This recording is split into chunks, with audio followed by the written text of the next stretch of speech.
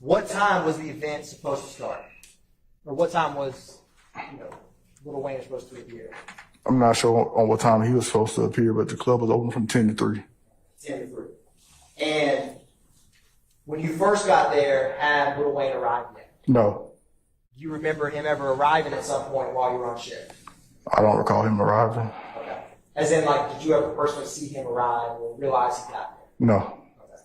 Okay. Now, I'm going to publish 29 Echo. Do you know where is this? What side street is this right here? That's going to be the intersection of 10th and Brady. Okay.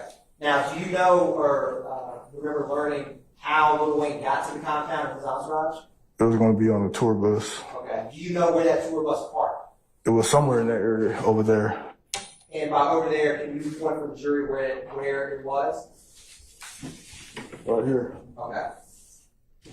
And just to orient the compound and where you were stationed, would that be to the right or left on 29 Echo?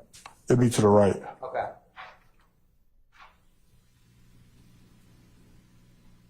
And when he got there, for some reason, making guest appearance, what part of the club did he come in? The VIP side. Okay. When he arrived and came in, did you, was there any issues when he got there? No. Okay. Was anyone threatening him or anything when he arrived? Not that I can recall. Okay. Now, where you were stationed, what was the crowd like that night while you were on shift? It was steady busy.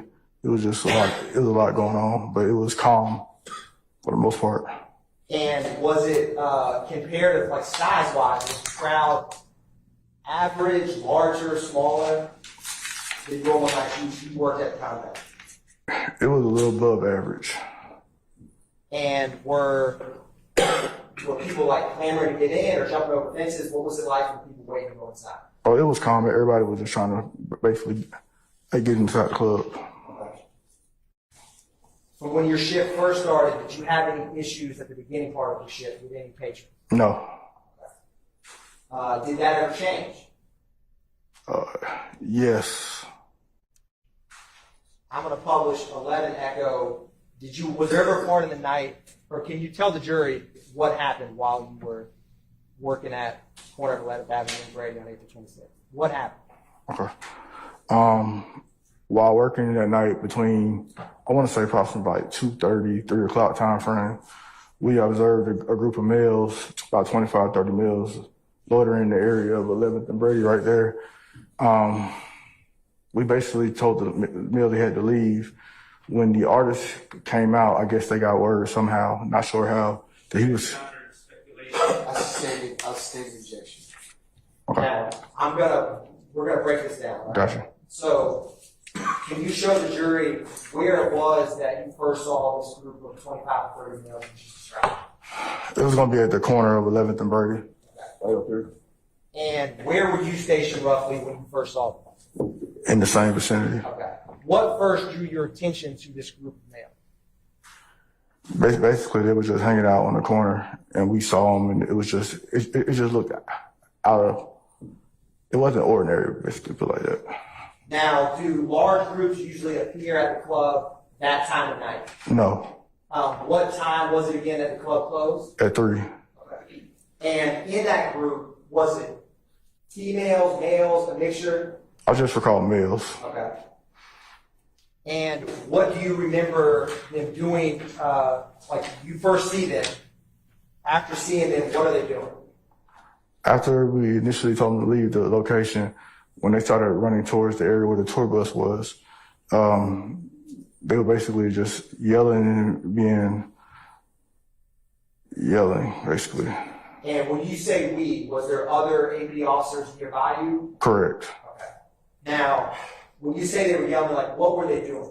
They were just yelling. I'm not exactly 100% sure on what they were yelling as far as all of them, but they were just being basically just going on, ranting and raving, I guess you want to say. Okay. Now, when you all officers approached them, where were you trying to get them to go, or? We were trying to get them to go back towards 11th Street. Okay. What direction were they heading towards? At the time when we tried to get them to go back towards 11th Street, they were going towards 10th Street. Okay. And when you said Rain and Raven, what makes you say that? Like, what were they doing to? Yeah. Can you explain that a little more? Basically, it was just like, not Rant and Raven. No. There was like. I'm going to object. It causes speculation and ask an answer. Your Honor? I will respond. Hold on a second, sir.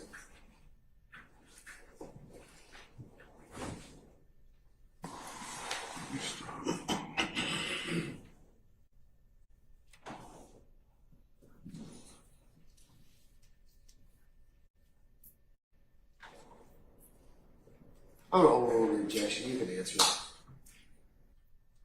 Now you got some time. What was the group doing? They were just like being disruptive. And they were making like gestures, disruptive gestures, basically. What do you mean by disruptive gestures? Like they was trying to get towards to the area where the bus was located at. Okay. And so looking at 11 Echo, what would the bus, can you kind of describe where the group was directing this to? Like where would the bus be in relation to this photograph? It'll be to your right. And I'm gonna, 11 Echo. So did you recognize anyone in that group? Yes, at the time I recognized Peewee. Okay. And you say Peewee, do you know what his name is? Is that a nickname? Yeah, it's a nickname. Okay. I know him from the club scenes throughout Atlanta over time. Okay. What was who you knew was Peewee doing when you saw him? He was basically the leader of the group. He was in the front yelling out, "I've seen you." Objections, what you hear, sir? Your Honor, I have a response to that. Yes, sir. So, Your Honor, what SPO, it's a co-conspirator statement. I'm happy to approach the bench if I need to. Now, what's your approach? Okay. Okay. What did you hear who you knew was Peewee say when you were right here on 26th? After we told them to leave and they were going back up towards 11th Street, Peewee yelled out, "This is my city, keep fucking around and we'll spray the bus." And that's when Peewee took off running up 11th Street. Now, when you heard that, what did you take it to mean when you said spray the bus? And then he's gonna shoot the bus up. And I want to approach you with one exhibit, 32 Echo.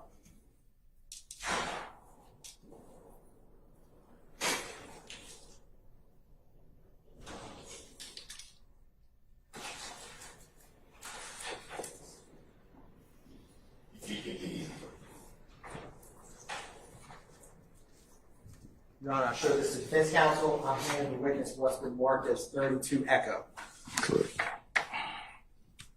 Do you recognize or take a look at that? And what is 32 Echo? It's gonna be Peewee And how do you recognize him? from the club scene in Atlanta. Is it a fair and accurate depiction of how he looks? Correct. Your Honor, at this time, the statement was the tender and the evidence 32 Echo. Any objection to 32 Echo? No, sir. All right. 32 Echo is admitted to be published as you see fit. Thank you, Your Honor. Publishing 32 Echo, is this who you knew as Peewee? Correct. Okay. Is his name Jimmy Winfrey? Do you know that? Yes, that's correct. Jimmy Winfrey's.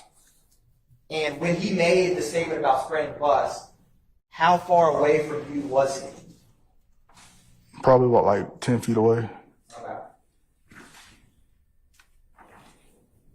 Did he say it quietly, loudly, softly? How did he say it? He yelled it out loud. Was it clear what he said? Yes. When he said it, was there anything concealing who he was, like a mask or anything like that? No. Now, after he said that, or let me ask you this. While this is going on with the group of males, and I'm going to publish 25 Echo, and what Winfrey said, did anyone from Lil Wayne or their entourage exit the compound near this time? And come outside. Not in front of 11th and Brady, no. Okay. Where would they have come out at? Down by 10th Street. Okay. And when he made that statement, who was he looking towards, or? He was looking towards the corner of 10th and Brady Avenue, excuse me, Okay. when he yelled it out. 10th and Brady, in this photograph, you see where there's that white vehicle kind of down the way? Is that the intersection of 10th and Brady? Yes, that's going to be the area of it. And where this little small cone is that kind of where you would have been? Correct. Okay. Did you know anyone else in the group other than Jimmy Winfrey? No. After hearing that, what did you do?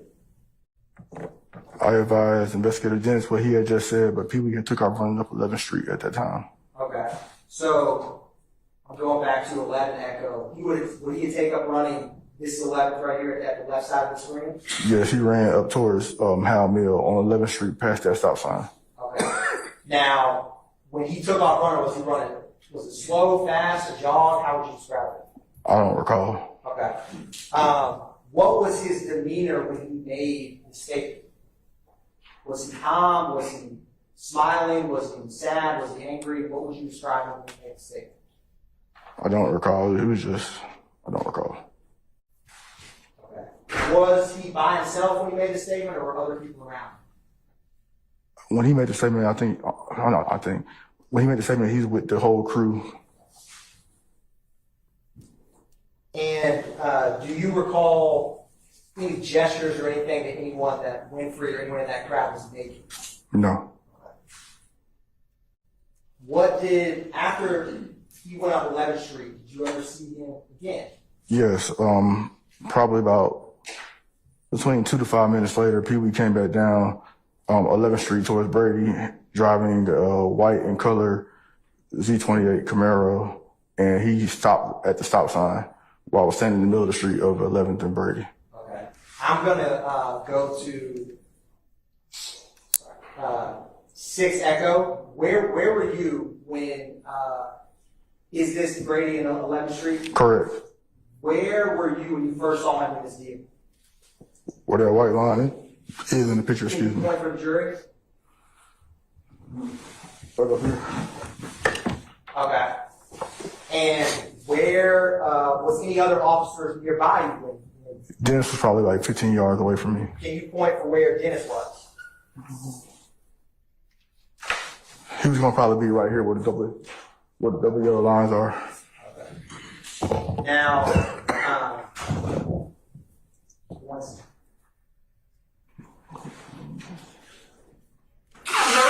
I want to also approach you with one more photograph.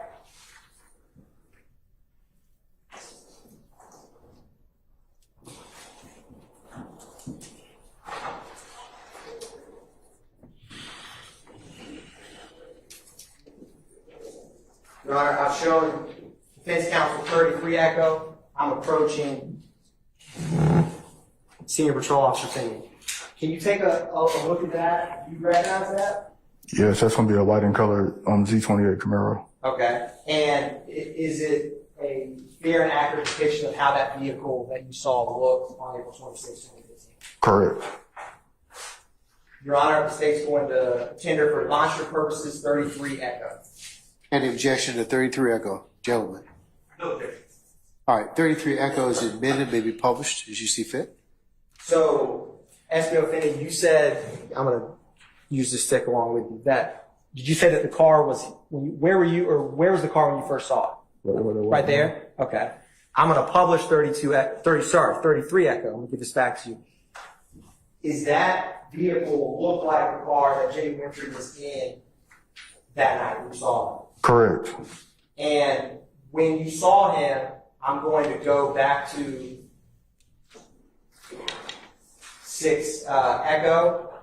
How much time had passed since he ran up 11th Street when you saw him in that car? Like, was it minutes? Was it hours? It was between 2 to 5 minutes. Okay. And when you saw him, what if I am you, is the car coming on my right side or left side? I was on the, I'm sorry, I was standing in the middle of the street. So I was going to be on the driver's side. Okay. What I'm going to do is, Your Honor, I have what I'm going to mark as 6 Echo Alpha. It is the exact same photograph as what's published on the screen. 6 Echo, I'm going to have SBO drawn.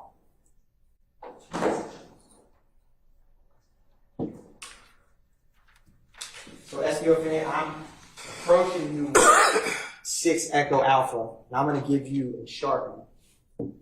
If you could, can you can you kind of annotate on that where you were, where the car was, and where Detective came from?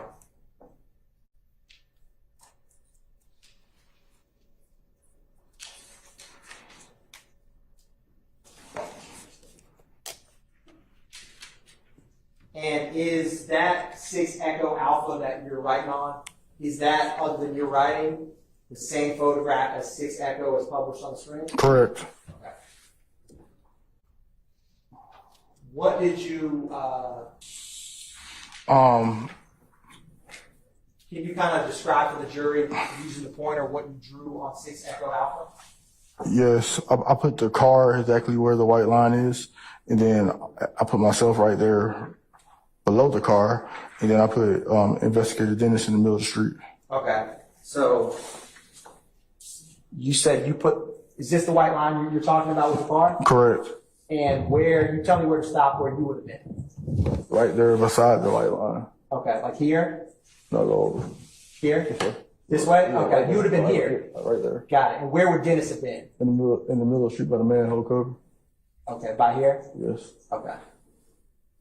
Now, was his window down or up?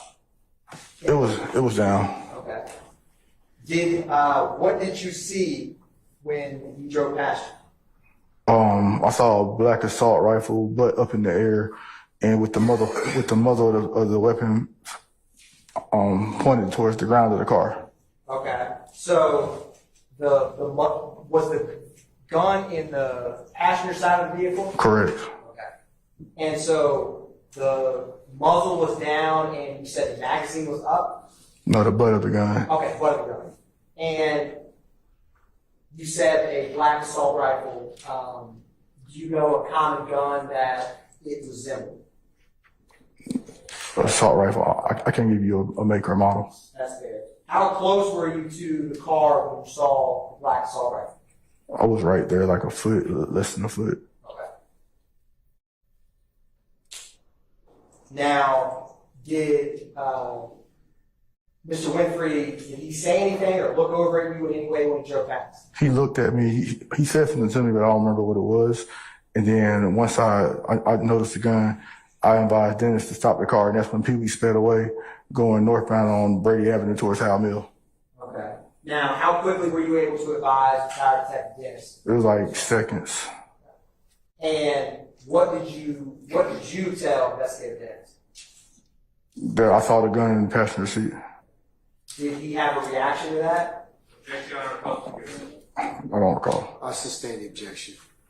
Was there any steps made to try to detain that vehicle that went through the shop? I don't recall anything else happening. Okay. Now, you said he sped off down Howell Mill. I'm going to show you, this 23 Echo is, you know how we talked about that wooden front entrance to the compound earlier? Yes. Where is that in relation to 23 Echo? Right in front of it. So would it be to the right or left? That'll be to the left. Okay, so you see where that street pole is, kind of on the sidewalk? To the bottom left of the 23 Echo? Yes. Is the compound with the 2 doors, the wood structure, is that to the left? Yes. It's going to be to the left-hand side of it. And after he drove by you with the assault rifle, he traveled North on Brady, Brady. Yes. And does Brady Avenue, as it currently does back then, have this kind of curve around? Correct. And it runs into Howell Mill. Okay. Was he, after he drove by you, was he driving slowly, quickly? He sped off. Okay. And you had testified earlier that present day this area looks a lot different. Was this large apartment complex or building? No, that was not there.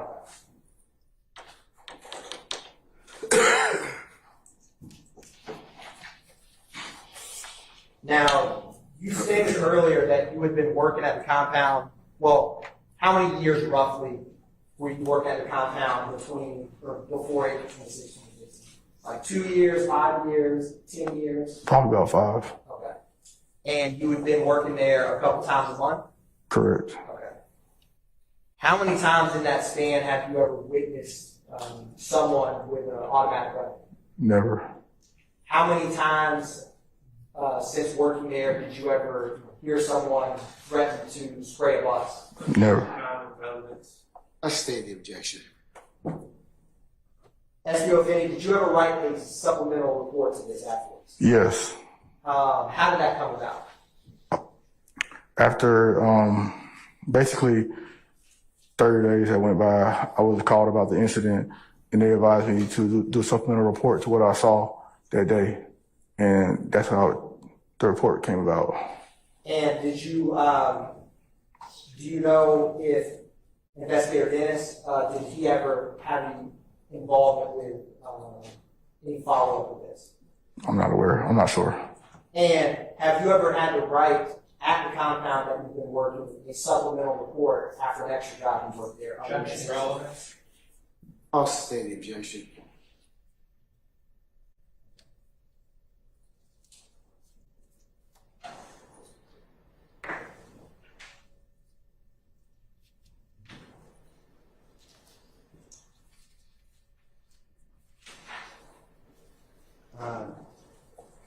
So in present day, or let me ask you this. After this incident, how do you view what that night present? Like, how were your nerves during this? Objection, Your Honor, relevant. I state the objection.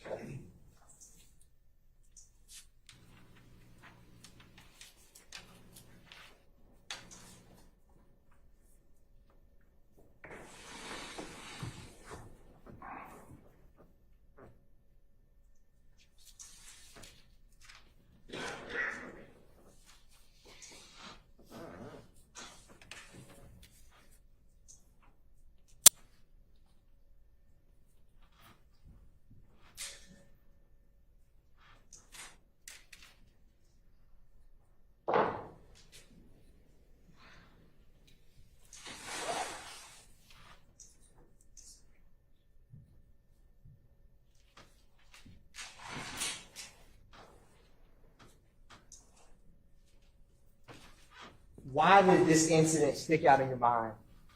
Objection relevant. Also facts not evidence. I state the objection. Do you have some memory of what happened that night at the event? Objection, Your Honor. Bolstering self-serving and he's just testified. Overruled, sir.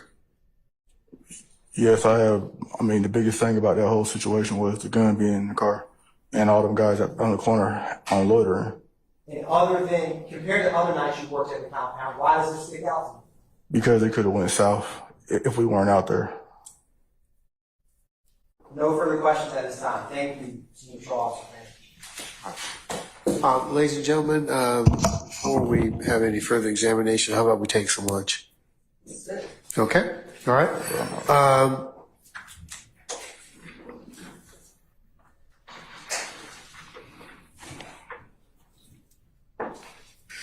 All right, ladies and gentlemen, how about we come back for 1:45? All right. Let's do that. We'll be in recess until 1:45, and we'll come and get you and continue with our examination. All right. Okay. All rise.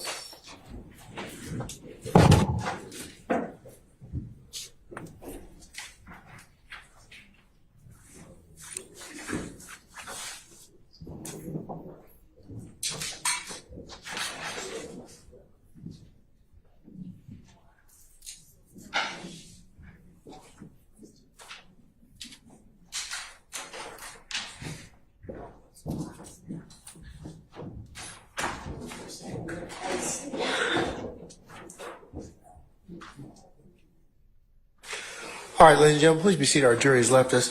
Officer Finney, we'll see you back at 1:45, okay? All right. Thank you, sir. Don't discuss the testimony of anybody except the attorneys in this case, all right? Okay. I'm so bad to as soon as the witnesses. Okay.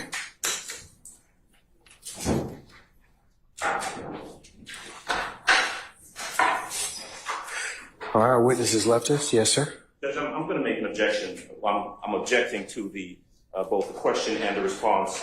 In regards to In what? regards to the witness testifying that this could have, quote, gone south. It goes to future dangerousness. I think that's impermissible. I would ask that last question and response be struck, and also that a curative instruction be given to the jury to disregard that statement and not consider it in any way in their deliberations. All right. Your Honor, SPO Finney is the sole witness who heard Winfrey, to the state's knowledge, make this statement of spraying the bus. Furthermore, he is the witness who saw him with an assault rifle a couple minutes later. So his credibility as the single eyewitness is paramount to if the jury believes that Jimmy Winfrey made that comment and had an assault rifle in that vehicle. There's obviously other evidence, to other witnesses that will come about, that Jimmy Winfrey in fact did spray up the bus in that vehicle with an assault rifle. But all that aside, his credibility and the reason that the state asked that question is, why does it stick out to him 9 years later? And compared to any other night at the compound, what SPO Finney had expressed to me is it stuck out because he realized the seriousness of it. Here's someone make a statement of shooting a bus. He sees that same person a couple minutes later drive by with an assault rifle with the butt up and the muzzle down, driving off quickly, and he knows in present day that the bus was shot. And so his memory of it sticks out more so than just someone who made a threatening gesture at the end of closing time or something like that. It has a different seriousness to it. That's why the state asked it, and that's why the state feels it's relevant. And certainly does not think the curative instruction needs to be asked, because the jury ultimately is the fact finder that has to determine its credibility. Mr. Adams, I'm going to overrule your objection, okay? I'll note it for the Let me record. put on the record just very quickly, Judge, just a very brief response that it is not relevant. He did testify to the factual aspect of what happened that night. He testified about the assault rifle. He testified about his observations. He testified about what was said. There is no necessity. There's no relevance to the jury hearing this officer's testimony and speculation about the fact that his court could have gone south. It does, in fact, go to future dangerousness. It doesn't go to future dangers, sir. I disagree with you about that. I just said, other than in the death penalty case, that type of statement is not relevant. Certainly not in this set of circumstances. So I would renew my objection, and I would ask for a curative instruction after his question and statement be struck. All right, I'm going to overrule your objection, sir, and your request. I'll note it for the record, and we'll go ahead and continue examination of Officer Finney when we get back, okay? All right, enjoy your lunch. We'll see you in about an hour.